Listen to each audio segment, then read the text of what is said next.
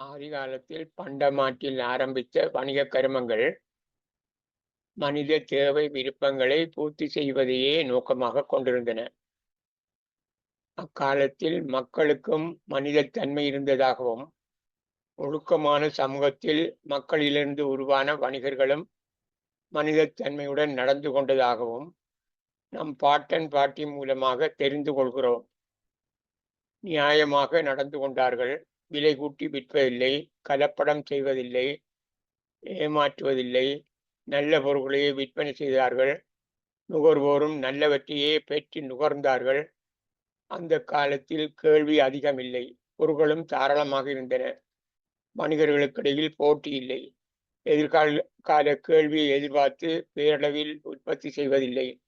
இதனால் கெட்டுப்போன காலங்கடந்த பொருட்களை விற்பனை செய்வதில்லை.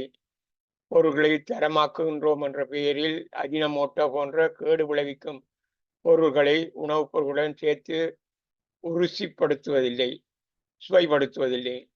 போட்டியில் வெல்லுவதற்கும் லாபத்தை உச்சமாக்குவதற்கும் தமக்கு வரவிருக்கும் நட்டத்தை தவிர்ப்பதற்கும் செய்யக்கூடிய எல்லாவற்றையும் செய்கிறார்கள். காலங்கடந்த பொருள்களையும் விற்பனை செய்கிறார்கள்.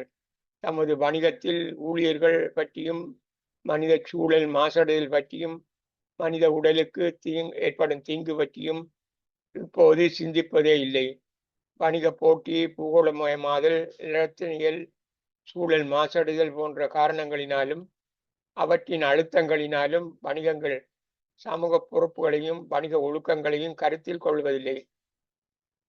20ஆம் நூற்றாண்டுக்கு முன்னர் சமூகத்திலும் வணிகர்களிடமும் காணப்பட்ட நியாயத்தன்மையும் முன்னோர்களால் பேணப்பட்ட வணிக ஒழுக்கமும் சீர்கட்டு வருதல் பற்றி 21ஆம் நூற்றாண்டின் ஆரம்பத்திலிருந்தே மனிதத்தன்மை கொண்ட நியாயவாதிகளும் அறிஞர்களும் உளவியலாளர்களும் ஆராய்ச்சியாளர்களும் உரத்து பேசத் தொடங்கினர்.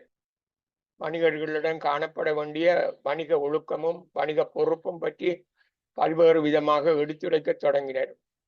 முழுமையாக நாட்டினதும் சமூகத்தினதும் பிரதேச சமூகத்தினதும் ஊழியர்களினதும் குடும்பங்களினதும் வாழ்க்கை தரத்தை மேம்படுத்தும் வகையில் நாட்டின் பொருளாதார விருத்திக்கு பங்களிப்பு செய்கின்ற ஒழுக்க சீலர்களாக நடந்து கொண்டு தொடர்ச்சியாக வணிகத்தின் வாழ்தன்மைக்கு அர்ப்பணிப்புடன் சமூகத்தில் நல்ல தாக்கம் ஒன்றை உருவாக்குவதற்கு வணிக செயற்பாடுகளை முகாமைத்துவம் செய்வதே வணிகங்களினதும் வணிகரினதும் சமூக பொறுப்பாகும்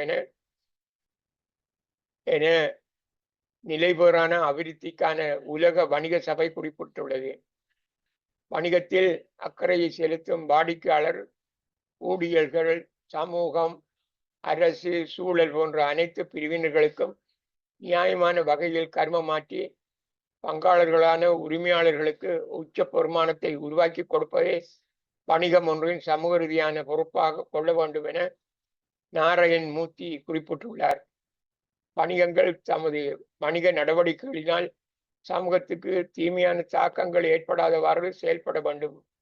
ஏற்படும் தீங்குகளுக்கு வணிகமே பொறுப்பு கூற வேண்டும் என ஐக்கிய அமெரிக்க குடியரசு குறிப்பிட்டுள்ளது. எமது நாட்டிலும் களையெடுக்கும் அரசாங்கமும் வணிகங்களிலும் களையெடுக்க நடவடிக்கைகளை மேற்கொண்டுள்ளது.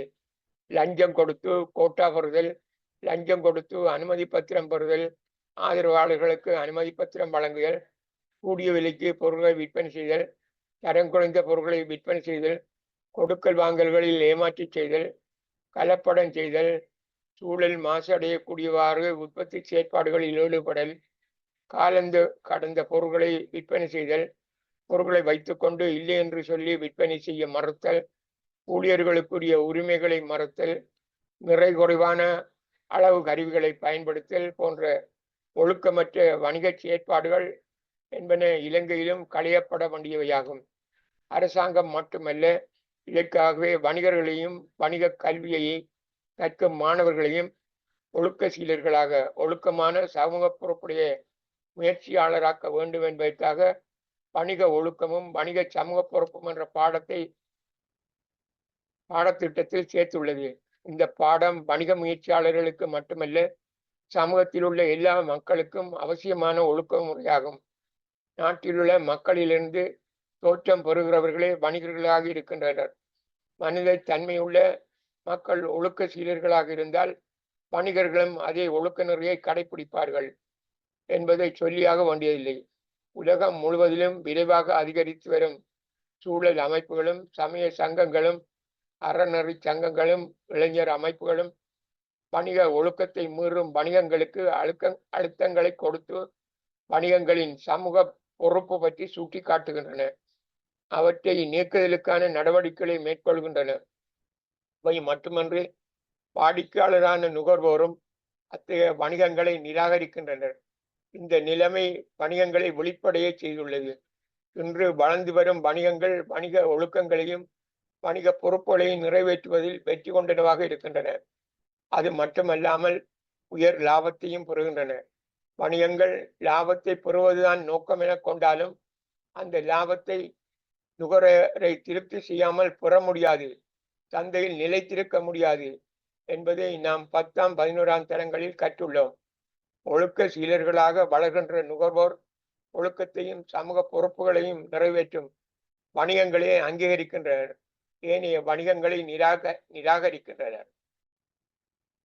சுதந்திரமான போட்டி சந்தைக்குள்ளே எவரையும் ஏமாற்றாது, சமூக விரோத செயல்களில் ஈடுபடாது, சந்தையின் சட்டத்திட்டங்களுக்கு அமைவாக லாபத்தை உச்சமாக்கக்கூடிய முறையில் வளங்களை பயன்படுத்துகின்ற கௌரவமான முயற்சியாளராக செயல்படுவதே வணிகத்தின் சமூக பொறுப்பாகும். இதனை நான் சொல்லவில்லை, மிகவும் பிரபல்யமான பொருளியல் அறிஞர் மில்டன் ஃப்ரீட்மன் குறிப்பிட்டுள்ளார்.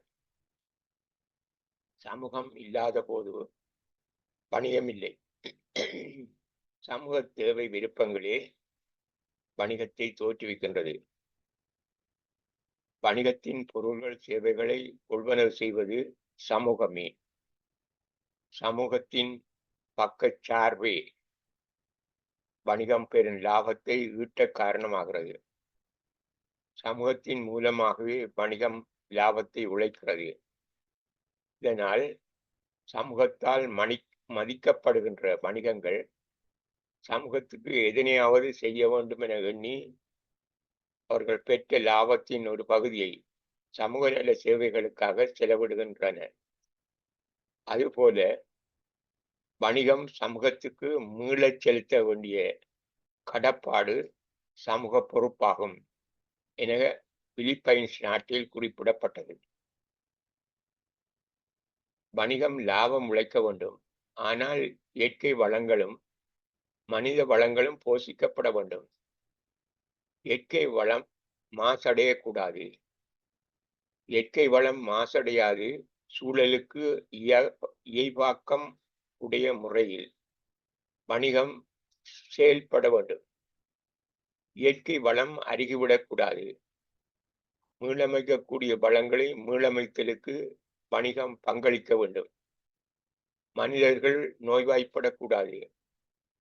மனிதர்கள் அதிருப்தி அடையக்கூடாது. அவர்கள் உளம் திருப்தி கொள்ள வேண்டும். மனிதர் தேவைகள் விருப்பங்கள் உச்சமாக பூர்த்தி அடைவதற்கு பங்களிப்பதாக இருக்க வேண்டும். மனிதர்கள் போசாக்கூடியவர்களாக மாற வேண்டும். உளப்பலம் கொண்டவர்களாக மாற வேண்டும். தரமான பொருட்களை மலிவான விலையில் வழங்க வணிகங்கள் முயற்சிக்க வேண்டும். அதற்கேற்ற வகையில் வணிக செயற்பாடுகள் நடைபெற வேண்டும். இந்த கருத்தானது வணிகம் லாபம் உழைக்க வேண்டும். இதற்கு மேலாக வணிகம் இயற்கை வளங்களும் மானிட வளங்களும் அபிவிருத்தி அடைவதற்கு பங்களிக்க வேண்டும் என தாய்வானில் குறிப்பிடப்பட்டது. அறிஞர்களும் நிறுவனங்களும் நாடுகளும் வணிகங்களின் சமூக பொறுப்பு தொடர்பாக குறிப்பிட்டிருப்பவற்றை நாம் இதுவரை பார்த்தோம். குறிப்பிட்டிருக்கும் ஒவ்வொன்றும் சமூக பொறுப்பு தொடர்பாக வெவ்வேறு முறைகளில் வலியுறுத்துவதை கண்டோம். எல்லா வரைவிலக்கணங்களும் வணிகம் சமூகத்துக்கு பொறுப்பு கூற கடமைப்பாடுடையது என்பதை வலியுறுத்துகின்றது. வணிகம் லாபம் பெற வேண்டும். அதே நேரத்தில் சமூகத்திலிருந்து வணிகத்திற்கு கிடைக்கும் நலன்களுக்காக வாடிக்கையாளருக்கு மட்டுமன்றி வணிகத்தில் அக்கறை கொண்ட ஒவ்வொரு தரப்பினருக்கும் பதிலீடாக அவர்களுக்கு அவசியமானவற்றை வழங்க வேண்டிய கடப்பாடு வணிகங்களுக்கு உள்ளது. இலஞ்சம் கொடுத்து கோட்டா பெறுதல், லஞ்சம் கொடுத்து வணிக அனுமதி பத்திரம் பெறல், ஆதரவாளர்களுக்கு அனுமதி பத்திரம் வழங்கல், கூடிய விலைக்கு பொருட்களை விற்பனை செய்தல், தரம் குறைந்த பொருட்களை விற்பனை செய்தல், கொடுக்கல் வாங்கல்களில் ஏமாற்றி செய்தல், கலப்படம் செய்தல், சூழல் மாசடையக்கூடியவாறு உற்பத்தி செயற்பாடுகளில் ஈடுபடல், காலங்கிடந்த பொருட்களை விற்பனை செய்தல், பொருட்களை வைத்துக்கொண்டு இல்லை என்று சொல்லி விற்பனை செய்ய மறுத்தல், ஊழியர்களுக்குரிய உரிமைகளை மறுத்தல், நிறை குறைவான அளவு கருவிகளை பயன்படுத்துதல் போன்ற ஒழுக்கமற்ற வணிக செயற்பாடுகளை தவிர்த்து அக்கறை கொண்ட தரப்பினர் எதிர்பார்ப்புகள் சிறப்பாக பூர்த்தியடையக்கூடிய முறையில் வணிக முகாமைத்துவ தீர்மானங்களை மேற்கொள்வது வணிகங்களின் சமூக பொறுப்பாகும் என்பதை மேற்படி வரைவிலக்கணங்களிலிருந்து தெரிந்து கொண்டோம். உங்களிடம் வணிகங்களின் வணிக பொறுப்பு என்றால் என்ன என கேட்கப்படுமானால், இக்கருத்துகள் எல்லாவற்றையும் உள்ளடக்கியதாக உங்கள் உரைநடையில் ஒரு வரைவிலக்கணத்தை குறிப்பிட்டால் அது ஏற்றுக்கொள்ளக்கூடியதாகும். நான் இப்போது ஒரு பொதுவான வரைவிலக்கணத்தை இங்கே எனது உரையில் தருகின்றேன். தனது வாடிக்கையாளரான நுகர்வோருக்கு மட்டுமன்றி வணிகத்தில் அக்கறை கொள்ளும் எல்லா தரப்பினருக்கும் நியாயமான முறையில் பொறுப்புடன் வணிக கருமங்களை ஆற்ற வேண்டும். வணிகமானது லாபத்தை உழைக்க வேண்டும் என்ற நோக்கத்துக்கும் மேலாக சமூகத்திலிருந்து வணிகத்துக்கு கிடைக்கும் நலன்களுக்கு பிரதி உபகாரம் செலுத்துவது போல முழு சமூகத்துக்கும், அதாவது அக்கறை கொண்ட எல்லா தரப்பினருக்கும் அவரவர் எதிர்பார்ப்பை வணிக ஒழுக்கத்துடன் நிறைவேற்ற வேண்டிய கடப்பாடு வணிகத்துக்கு உள்ளது. அது வணிகத்தின் சமூக பொறுப்பு என குறிப்பிடப்படும். சமூக பொறுப்பை நிறைவேற்றுதலும் வணிகத்தின் முக்கிய நோக்கமாக கருதப்பட வேண்டும். அக்கறை கொண்ட தரப்பினருக்கு அவர்களுடைய எதிர்பார்ப்புகள் பூர்த்தி அடையக்கூடிய விதத்தில் வணிக செயற்பாடுகளை நடாத்தி செல்லுதல் வணிகத்தின் சமூக பொறுப்பு என குறிப்பிட்டோம். வணிகத்தில் அக்கறை கொண்ட பல தரப்பினர் உள்ளனர் என்பதனையும், அவர்களுக்கு ஒவ்வொரு விதமான எதிர்பார்ப்புகள் உள்ளன என்பதனையும் நாம் வணிக கல்வியிலும் கணக்கீட்டிலும் தெளிவாக கற்றுள்ளோம். இப்போது நாம் அக்கறை கொண்ட தரப்பினருக்காக வணிகம் என்னென்ன பொறுப்புகளை நிறைவேற்ற வேண்டும் என்பதை சுருக்கமாக பார்ப்போம். பல அக்கறை கொண்ட தரப்பினர் இருந்தாலும் முக்கியமாக 4 தரப்பினர் தொடர்பாக இப்போது நோக்குவோம். வணிகத்தின் ஊழியர்கள் எல்லோரும் வணிகத்தால் சமத்துவமாக மதிக்கப்பட வேண்டும்.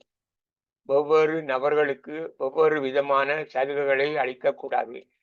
அவரவர் செய்யும் பணி மதிக்கப்பட வேண்டும். அவரவர் பணிக்கேற்ற ஊதியம் வழங்கப்பட வேண்டும். வேலை செய்த ஊழியர் வியர்வை வற்ற முன் அவர்களுக்கான ஊதியம் அளிக்கப்பட வேண்டும் என சில சமயங்கள் வலியுறுத்துகின்றன. ஊழியர்களுடன் சிறப்பான தொடர்பினை பேணுதல் வேண்டும். அவர்களுடைய கஷ்ட நஷ்டங்களை உணர்ந்து முகாமைத்துவ செயல் நடைபெற வேண்டும். உதவிகளை செய்ய வேண்டும். அதிகார அடக்குமுறையில் வேலையில் ஈடுபடுத்தும் முறை ஊழியர்கள் அர்ப்பணிப்புடன் வேலை செய்ய ஊக்குவிக்க மாட்டாது. தேவைக்கு லீவு அனுமதிக்க வேண்டும். பண கஷ்டம் உள்ள நிலையில் உதவ முயற்சிக்க வேண்டும்.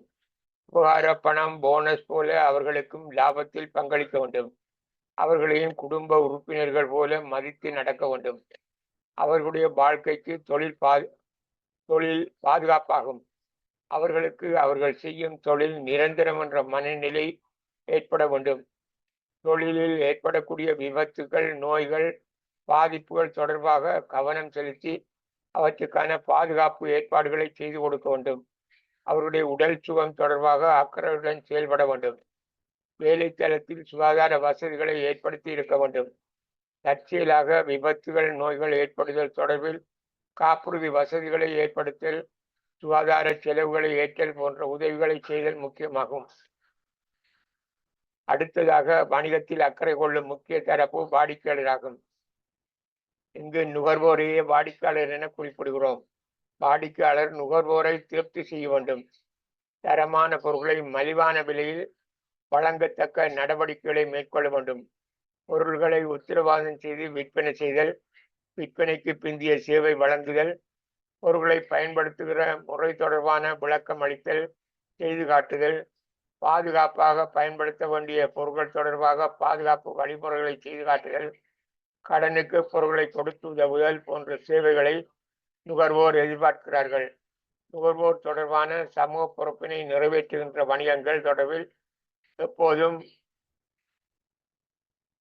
சமூக உறுப்பினர்கள், வாடிக்கையாளர்கள் பக்கச்சார்புடன் நடந்து கொள்வார்கள். அத்தகைய வணிகங்களின் வியாபார குறியுடைய பொருட்களை தேடி வாங்குவார்கள். வணிகத்தின் உரிமையாளர் அல்லது முதலீட்டாளர் லாபத்தை அல்லது பங்கு லாபத்தை எதிர்பார்ப்பார்கள். வணிகத்தின் வளர்ச்சி அவர்களுக்கு முக்கியமானதாகும். முகாமையாளர்கள் சிறப்பாக முகாமைத்த கருவங்களை மேற்கொள்ள வேண்டும் என எண்ணுவார்கள். தமது வணிகத்தின் பணியாளர்கள் பற்றுணர்வுடன் வணிகத்துக்காக அர்ப்பணித்து கருமமாற்ற வேண்டும் என எதிர்பார்ப்பார்கள். உரிமையாளரும் சமூகத்தில் ஒரு அங்கத்தவராகும். அவரின் முதலீட்டினால் சமூகத்துக்கும் நாட்டுக்கும் நன்மைகள் கிடைக்கின்ற நன்மைகள் பெறுமதி மிக்கனவாகும். அத்தகைய வணிக உரிமையாளர்களின் எதிர்பார்ப்புகளை பூர்த்தி செய்ய வேண்டியது வணிகத்தின் முக்கியமான பொறுப்பாகும், சமூக பொறுப்பாகும். வணிகத்தில் அக்கறை கொண்ட முக்கிய தரப்பு சமூகம் என குறிப்பிடலாம். தரமான பொருட்களை மலிவான விலையில் வணிகம் தேசிய உற்பத்திக்கு பங்களிக்க வேண்டும் என சமூகம் எதிர்பார்க்கின்றது. நாட்டில் வேலைவாய்ப்புக்கு வணிகம் பங்களிக்க வேண்டும் என எதிர்பார்க்கின்றது. வணிகம் குறிப்பிடத்தக்க அளவுக்கு வரி வருமானத்துக்கு பங்களிக்க வேண்டும் என சமூக பிரதிநிதியான அரசு எதிர்பார்க்கின்றது. வணிகம் சமூக நல சேவைக்கு உதவ வேண்டும் என சமூகம் எதிர்பார்க்கிறது.